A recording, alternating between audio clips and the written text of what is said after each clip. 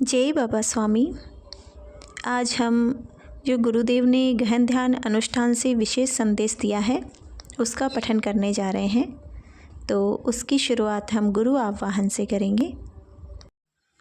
ओम गुरुर्ब्रह्मा गुरुर्विष्णु गुरुर्देवो महेश्वराय गुरुर्साक्षात् परम ब्रह्मा तस्मै श्री गुरुवे नमः।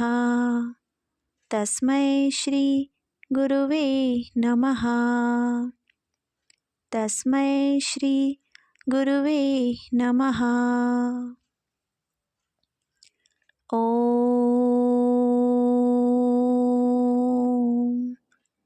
श्री शिव कृपानंद स्वामी नमो नमः। जय बाबा स्वामी। सभी पुण्य आत्माओं को मेरा नमस्कार। गहन ध्यान अनुष्ठान के पूर्व ही 2026 के बारे में मैं पहले ही सूचित कर चुका हूँ। उसके अनुभव आपको जनवरी माह में आए ही होंगे और आगे भी आने ही वाले हैं। आपको अच्छी संगत में रहना उपाय भी बताया है। जैसा आपको समस्याओं का सामना करना पड़ने वाला है, ठीक वैसा ही मुझे भी कई समस्याओं का सामना करना पड़ने वाला है और मेरी समस्याएं दूर करना आपके ही हाथ में है।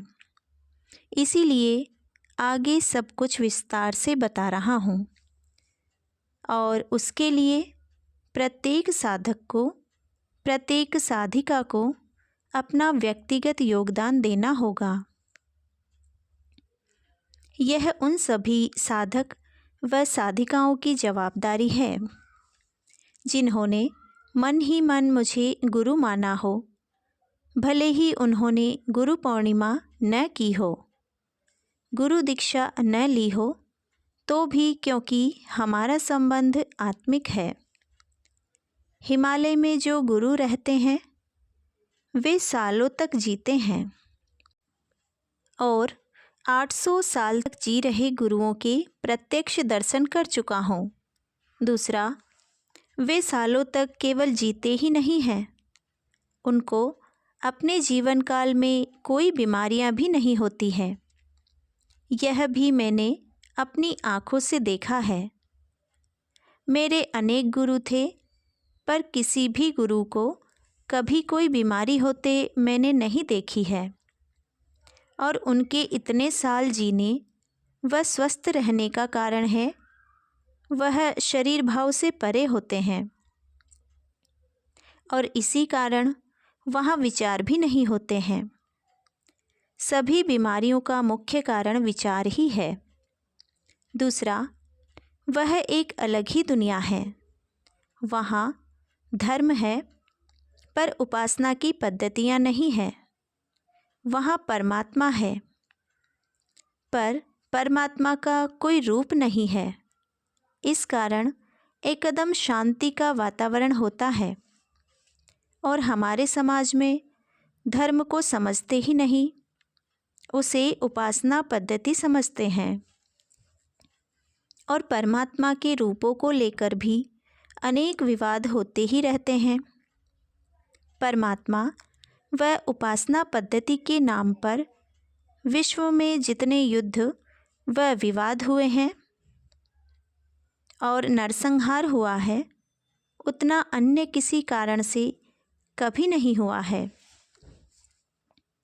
हिमालय में परमात्मा की बावद धारणा है कि वह एक विश्व चेतना शक्ति होती है।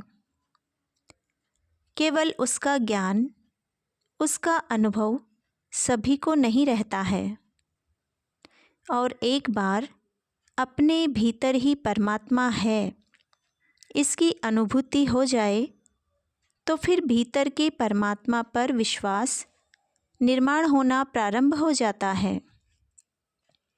हिमालय में अनेकों सिद्ध महात्माओं ने ध्यान साधना की है। इसलिए वहाँ अनेक स्थान ऐसे निर्माण हो गए हैं जो ऊर्जा के स्रोत ही बन गए हैं। वहाँ कई ऐसे वृक्ष हैं जिनमें कई सिद्धों ने अपनी साधना की ऊर्जा स्थापित कर अपने प्राण त्याग किए हैं। क्यों? प्राप्त ऊर्जा को कहीं तो स्थापित कर प्राप्त ऊर्जा से मुक्त होना पड़ता था। इसलिए जैसे ही ऐसे वृक्षों के पास जाते हैं तो किसी सिद्ध महात्मा का आभास होता है। वृक्षों की छाया में ऐसा अनुभव होता है किसी महान सिद्ध के साथ बैठे हैं। ऐसे वृक्ष अति प्राचीन हैं, पता नहीं कितने सालों से वहाँ विद्यमान हैं। वहाँ कई कंदराएं, कई गुफाएं आज भी वहाँ कोई महान ऊर्जा का स्रोत है ऐसा आभास कराती हैं। वहाँ के झरनों का पानी शरीर को एक अलग ही तृप्ति व समाधान प्रदान करता है। वहाँ के फल भी अमृत का स्वाद देते हैं, क्योंकि एक विशाल ऊर्जा क्षेत्र में ही वे उत्पन्न हुए हैं। वहाँ कई बार केवल ऊर्जा का प्रवाह दिखता है, लेकिन कोई भी आकृति या मानव शरीर नहीं दिखता। ऐसे कई अनुभव वहाँ आए हैं। इसका सीधा अर्थ है वहाँ कोई मुनि तपस्यारत है, पर वह दर्शन देना नहीं चाहता, तो हम उसके शरीर के आभा मंडल का ही दर्शन कर पाते हैं, अनुभव भी कर पाते हैं, पर दर्शन नहीं कर पाते हैं। मुझे पता नहीं क्यों ऐसा लगा यहाँ भी कोई एक जन्म में नहीं पहुँच पाता होगा। जब उसका आखिरी जन्म हो तब पहुँचता होगा, क्योंकि विचार शून्य स्थान है, वहाँ कोई भी विचार ही नहीं है। तो जो भी ऊर्जा आप निर्माण करोगे वह सब आपके ही भीतर एकत्र होते जाएगी। मनुष्य विचार करके पता नहीं अपनी कितनी ऊर्जा को खर्च कर देता है। वहाँ पर सालों तक जीवित रहने व स्वस्थ रहने का कारण निर्विचारता का वातावरण होना, और दूसरा उनको कोई शिष्य भी नहीं होते हैं, तो शिष्यों के विचारों का, कर्मों का भी प्रभाव उन पर नहीं पड़ता है। जिस प्रकार से एक परिवार में जो मुखिया होता है उस पर घर के प्रत्येक सदस्य के किए कर्म का प्रभाव पड़ता है, क्योंकि मुखिया परिवार के प्रत्येक सदस्य से अटैचमेंट रखता है, यानी उसी आत्मीय संबंध होने से परिवार के प्रत्येक सदस्य के कर्मों में उसे भी भागीदार बनना पड़ता है। ठीक उसी प्रकार से समाज में आए गुरु का भी शिष्यों का परिवार होता है, और प्रत्येक शिष्य अनुभूति के माध्यम से गुरु से जुड़ा ही होता है। प्रत्येक शिष्य में अनुभूति के माध्यम से अपना एक छोटा सा अंश प्रदान करता है, और ऐसे अनेकों अंश प्रदान करके गुरु अपने आप को अपनी तपस्या के फल से व अपने कर्तव्य से मुक्त करता है।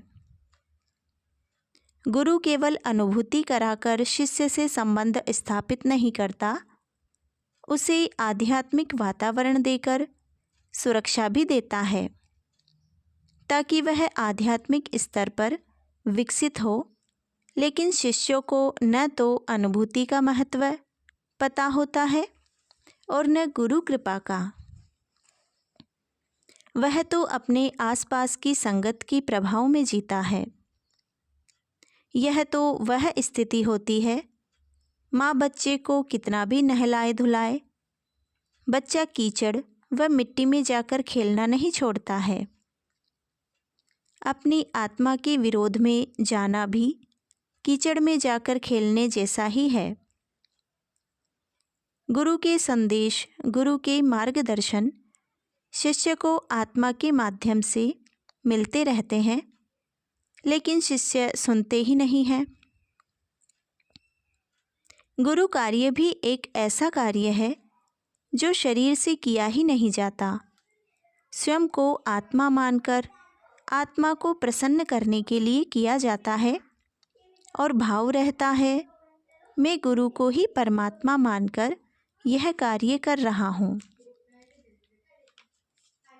कितने शिष्यों को यह समाधान प्राप्त हुआ है कि मैंने मेरे जीवन में परमात्मा को पा लिया है, क्योंकि यह जीवन का संपूर्ण समाधान है। यह समाधान प्राप्त होने के बाद परमात्मा की खोज ही बंद हो जाती है। चित्त बाहर जाना ही समाप्त हो जाता है। ध्यान करना नहीं पड़ता, ध्यान खुद ब खुद लग जाता है। वास्तव में ध्यान करना नहीं है, ध्यान में जाना है। ध्यान में जाना यानी हमारे स्वयं की मूल स्वरूप में जाना है। हम इस जगत में आकर अपने आप को ही भूल गए हैं। सबसे बड़ा गुरु कार्य अपने आप को स्वस्थ रखना है, क्योंकि शरीर स्वस्थ होगा तो ही शरीर से गुरु कार्य होगा। आपने पूर्व जन्म में इसी शरीर से कर्म किए हैं, तो वह कर्म भी इसी शरीर से भोगना होंगे। गुरु तो कुम्हार है। वह मटका बनाते समय अंदर से कपड़े का गट्ठा लगाकर मटके को बाहरी चोटों से फूटने नहीं देता और बाहर भी ठोकते रहता है। पर गुरु भी कुम्हार जैसा उतना ही ठोकता है जितना आप सहन कर सको, क्योंकि उसको आपको पक्का मटका बनाना होता है। इसलिए कितनी ही चोटें आए, कितना भी कुम्हार ठोके, गुरु सानिध्य आपको इस प्रकार से आपके कर्म नष्ट करते रहता है, बशर्ते आप नए और कर्म खड़े न करें। ध्यान लगना आपके हाथ में नहीं है। ध्यान के लिए समय देना तो आपके हाथ में है। आप थोड़ा शांति से सोचो। श्री रामकृष्ण परमहंस हो या श्री रमण महर्षि, दोनों ही महान विभूति थे, दोनों ही पुण्य आत्मा थे। फिर भी दोनों को कैंसर जैसी बड़ी बीमारियां क्यों हुई? क्योंकि उनके शिष्यों ने उनसे ज्ञान तो ग्रहण किया, पर जितनी साधना करना थी उतनी नहीं की, तो शिष्यों के किए गए कर्म गुरु को ही भोगना पड़े, क्योंकि वह दोनों तो करुणा के सागर थे। जो ध्यान साधना नहीं करते थे, उनके भी कष्ट उन्होंने अपने ऊपर ले लिए। इसलिए हिमालय से कोई इस समाज में आता ही नहीं है जिसमें करुणा का भाव हो और जिसका जन्म ही अनुभूति बांटने को हुआ है। वही आता है और उसे कितने भी कष्ट हो, वह अपना लक्ष्य पूर्ण करके ही देह त्याग करता है। अब प्रश्न है, साधक व साधिकाओं को क्या 2026 में अपना योगदान देना है? एक ही काम करें, नियमित 30 मिनट अपने आप को दें। अपनी आत्मा के विरोध में कोई कार्य न करें। परमात्मा आपको मिल गया है, इस बात को समझें और बाहर परमात्मा की खोज बंद करें, तो अनायास ही आप में स्वीकार भाव ही विकसित होगा, तो जीवन में कोई समस्या ही नहीं होगी। दूसरा, क्षमा भाव विकसित करें तो भूतकाल के मायाजाल से मुक्त हो पाओगे। भूतकाल आपका वह शत्रु है जो आपको कभी वर्तमान काल में नहीं रहने देता है। यह 2026 संगत का वर्ष है और सूक्ष्म शरीर की संगत सर्वश्रेष्ठ संगत है। आप सदैव प्रत्येक क्षण महसूस करें कि स्वामी जी प्रत्येक क्षण मेरे साथ ही खड़े हैं। आप इस बात का सतत अभ्यास करें तो इस वर्ष अमृत मंथन से जो अमृत कलश निकलने वाला है उसको पाने के आप भी हकदार हो जाएंगे। मुझे जो बताना था बता दिया। अब करना न करना आपके ही हाथ में है। सूक्ष्म शरीर की सतत संगत करने से आप प्रति क्षण अच्छी संगत में रहेंगे और जो बुरी घटनाएं और बुरे लोगों की संगत से भी बचे रहेंगे। नियमित ध्यान साधना से यह सभी बातें संभव हो सकती हैं। आप तो केवल 30 मिनट गुरु तत्व के साथ हैं, ऐसा मानकर बैठो। बाकी सब आप गुरु सत्ता पर छोड़ दें और संपूर्ण विश्वास रखें, यह साल भी आसानी से बीत जाएगा। आप सभी को खूब खूब आशीर्वाद। आपका अपना बाबा स्वामी। जय बाबा स्वामी, जय आत्मेश्वर।